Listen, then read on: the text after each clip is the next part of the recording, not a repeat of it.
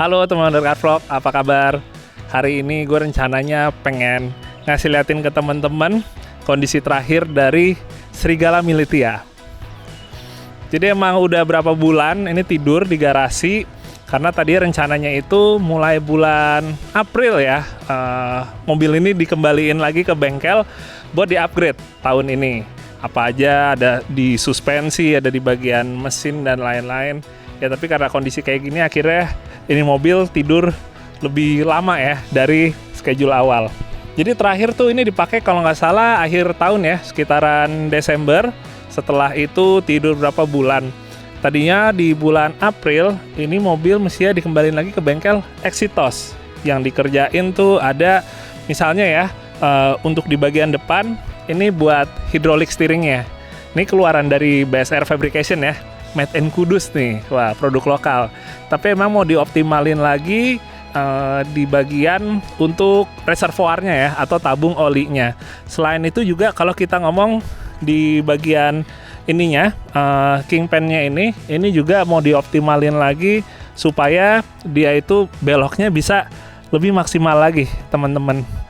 Karena waktu pas pertama kali jadi, itu mobil tuh beloknya tuh nggak bisa patah ya. Jadi ada beberapa tikungan yang tadinya mesti dapat sekali, akhirnya jadi mesti mundur lagi, soalnya beloknya cuma bisa sedikit. Jadi ya itu dia, untuk hydraulic steeringnya mesti dioptimalin lagi. Kalau untuk gardan sih sebenarnya udah aman ya. Paling cuma ngecek aja ya kondisi-kondisi kayak misalnya untuk as roda, terus final gear juga. Termasuk kita ngomongin untuk bearing rodanya itu juga mesti kita cek lagi. Selain itu ngomongin untuk di bagian depan kayak kaki yang harus direparasi tuh ini teman-teman. Ini bengkok nih waktu itu, jadi kalau nggak salah ini pas lagi Monster Road ya. Ini kena balok besinya itu ya, yang untuk zigzagnya itu sempat terjatuh, akhirnya bengkok di sini nih. Tapi walaupun bengkok, ini alhamdulillahnya sekarang nggak ngebikin mobilnya jadi kayak lari anjing gitu ya. Jadi dia bengkok tapi kurang lebih geometrinya gesernya cuma sedikit. Jadi ya kurang lebih setelah bengkok waktu itu masih tetap bisa dilanjutin sampai selesai kejuaraannya. Jadi itu yang mesti reparasi. Kalau buat body sih paling kap mesin depan ya, gue rencananya fibernya disegerin lagi. Ini udah banyak yang kekelupas cutting stickernya, tapi juga kan mestinya tiap tahun ganti. Jadi sebelum diganti yang livery yang baru yang 2020, ini mau gua repair lagi di bagian kap mesinnya. Karena kayak teman-teman lihat nih, misalnya di bagian kiri ini udah banyak yang retak nih. Ini gara-gara kap mesin juga sempat kebuka ya waktu itu, ngejeblak gitu kan. Jadinya retak nih. Kuncian kap mesin ini juga mesti gua benerin. Ini gua udah 2 kali ngalamin kap mesin ngejeblak. Tapi emang sebenarnya kasusnya berbeda ya. Tapi sama-sama pada intinya ngejeblak gitu. Ini mesti gua ganti sistemnya yang bisa lebih paten lagi buat kuncian kap mesin.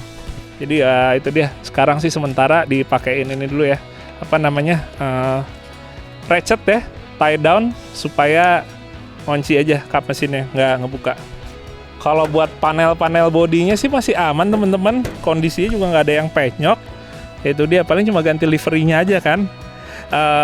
Ya tapi ya karena kondisi kayak gini, yang tadi rencana awal gue ngeluncurin livery itu habis lebaran ya, karena jadwal gue tahun ini tuh mulainya kalau nggak salah di bulan Juni ya, kalau nggak salah di bulan Juni. Jadi tuh gue pengennya tadinya tuh di bulan Mei itu udah pakai livery baru. Ya nggak apa-apa mundur sedikit, yang penting kondisinya reda dulu ya. Itu buat livery tadi. Oh, panel belakang. Ini panel belakang nih udah agak kena ban berapa kali. Duk pas lagi travel ke dalam. Jadi ini juga udah penyok. Ini paling yang panel belakang ini aja teman-teman, yang diketok ulang ya.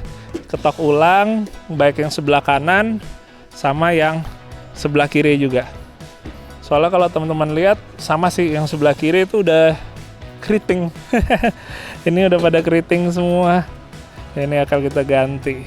Kalau panel nomor sih aman sih ya. Ini bahannya juga dari aluminium dan nggak ada damage sama sekali. Damage, kebanyakan main game.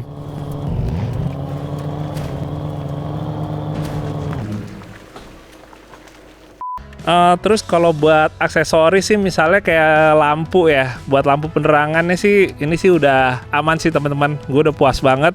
Nih pakai IPF LED light bar yang ukuran 40 inch ya. Terangnya udah kayak matahari kedua nih. Ini pakai yang 40 inch, terus kan yang depan kan pakai ukuran yang 20 inch ya. Ini juga gua nggak akan melakukan upgrade apa-apa kalau buat lampu karena so far udah cukup. Ngomong-ngomong, ini kan tadi sebelum gue pakai IPF kan pakai yang 30 inch ya bagian depannya.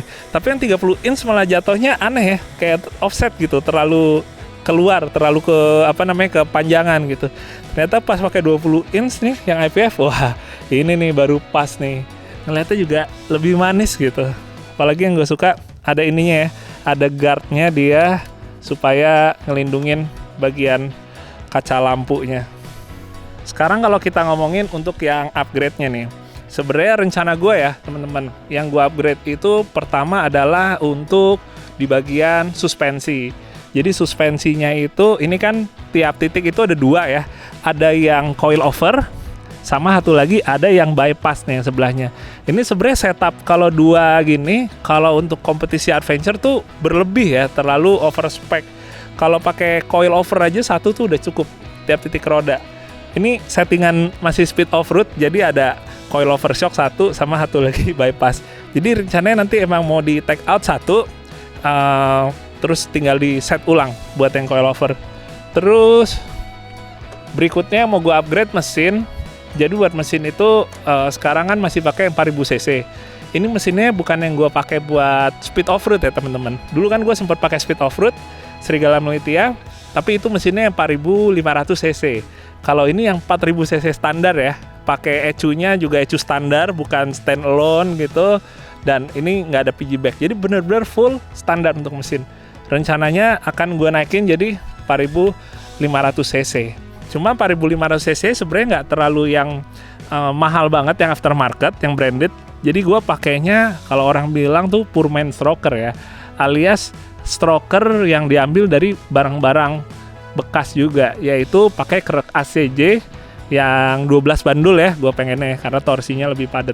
Sama satu lagi untuk stang sehernya, itu juga sama pakai punya CJ. Udah, itu langsung naik dari 4000 cc ke Cherokee 4500 cc. Kalau di bagian dalam yang pengen gue upgrade tahun ini sih gearbox ya teman-teman. Tapi pilihannya antara gearboxnya tetap sama, pakai gearbox CJ7. Ini CJ7 kan gearboxnya 4 speed, 1, 2, 3, 4. Kalau gua mau ganti, mungkin mau ke 3 speed lagi, bawaan FJ40. Berarti karena ganti 3 speed FJ40, si transfer case-nya juga sama, diganti juga. Kalau kita pakai untuk speed off-road kemarin, pakai CJ ini lebih enak nih. CJ tuh kalau dibandingin sama gearboxnya Cherokee ya, yang manual, dia keuntungannya murah. Harganya tuh di bawah 5 juta. Sementara kalau gearbox Cherokee manual tuh bisa 20 jutaan ya. Jadi ini menang murah, tapi kekurangannya dia suka susah masuk kalau RPM-nya udah terlalu tinggi. Itu dia sih. Nah, kalau kita ngomongin untuk kompetisi adventure ya, yang modelnya ketangkasan, pendek-pendek gitu, dia pakai gearbox yang 3 speed FJ40, enaknya tuh rasionya udah pas, udah cukup ya. Jadi kita mainnya tuh kalau di low udah gigi 2, 3, 2, 3 kan segaris tuh. Udah jarang tuh masuk satu. Dan kalau emang mesti masuk satu, kekurangannya itu aja paling ya. Karena nggak sinkromes, jadinya dia krrrk gitu. Ada suara-suara ya gigi sama gigi ketemu. Tapi ya itu aja sih paling. Jadi kita lihat nanti buat gearbox diganti atau direkondisi yang CJ7 sekarang. Sementara buat yang lainnya sih nggak ada sih ya. Jok gue tetap akan pakai Mastercraft Rubicon ini. Cuma ini udah gue bungkus ulang ya. Jadi udah mereknya udah nggak ada. Seatbelt udah aman, 5 titik. Yang di driver 6 titik. Buat equipment safety juga udah sesuai regulasi ya teman-teman ya. Untuk tabung pemadam, terus juga untuk cut off-nya, dan juga ada kotak P3K. Ya paling itu aja sih. Sama paling sih terakhir yang mau gue upgrade rencananya itu ban ya sama velg ya teman-teman. Buat bannya sekarang nih pakai 33, 10,5 pakai ring 15. Gue mungkin rencananya mau pakai ban 35 lagi ya. Ya emang plus minus sih. Kalau gua fokusinnya ke kompetisi yang nggak terlalu berat banget ya, yang nggak terlalu kayak mainannya lumpur apa. Ambil contoh, gue fokus di Monster Road. Pakai 33 nih sebenarnya enak ya, lebih gesit dia. Tapi buat ngelahap obstacle-nya itu lebih enak pakai ban gede sih. Sementara Final Gear gue kan udah 488. Jadi kalau gue upgrade jadi ban 35 tuh ya masih ini ya, masih sesuai gitu. Sementara kalau untuk velg metodenya, gue rencananya pakai yang kayak gini nih, yang kayak digambar. Antara ini atau yang ini. Oke teman-teman, sekian dulu untuk vlog yang kali ini. Ya semoga aja kondisi cepat normal. Jadi Serigala Militia juga bisa cepat beraksi kembali di lapangan. Dan teman-teman semua pembalap bisa kembali berkarya juga di lapangannya. Mungkin sekarang sisa waktu nih sebelum buka puasa, gue mau ngabuburit nyuci serigala aja ya. Udah lama dia nggak dicuci soalnya. Oke deh, kalau gitu gue nyuci dulu. Kita ketemu lagi ya di The Car Vlog yang berikutnya. Sehat-sehat semua. Assalamualaikum, dadah.